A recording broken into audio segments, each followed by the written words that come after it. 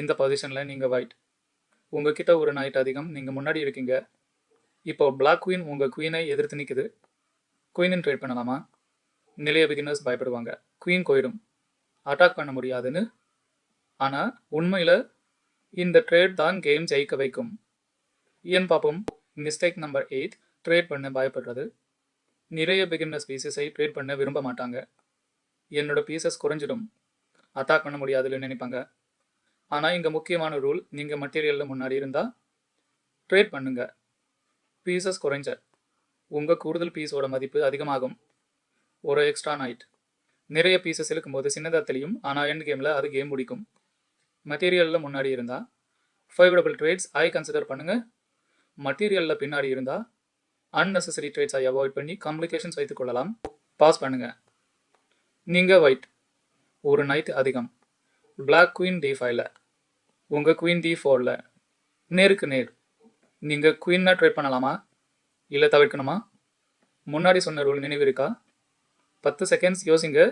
பதில் queen D5ல. குயின்னு trade பண்ணுங்க. Black ரூ காலை திரும்ப எடுக்குது. இப்போ போர்டை பாருங்கள், குயின்ஸ் ரெண்டும் போயிடுச்சு.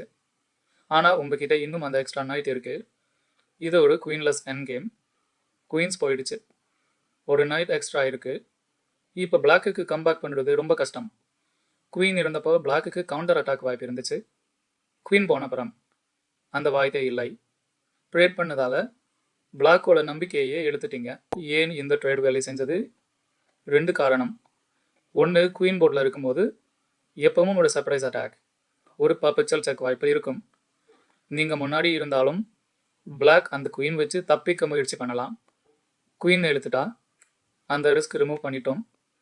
2, எண்ட் கேமில் ஒரு எக்ஸ்ட்ரா பீஸ் மிகப்பெரிய அட்வான்டேஜ். நிறைய பீசஸ் இருக்கும்போது ஒரு நைட் சின்னதாக தெரியும், ஆனால் காலியான போர்டில் அது ராஜா. அதனால தான் முன்னாடி இருந்தால் தைரியமாக ட்ரேட் பண்ணுங்க. இன்னைக்கு லெசன், ட்ரேட் பண்ண பயப்படாதீங்க. ஒரே ஒரு ரூல் நினைவில் வச்சுக்கோங்க. நீங்கள் மெட்டீரியலில் அட்வான்டேஜ் இருந்தால் பீசஸை ட்ரேட் பண்ணுங்கள். என் கேமுக்கு போங்க, அங்கே உங்கள் கூடுதல் பீஸ் கேமை முடிக்கும்.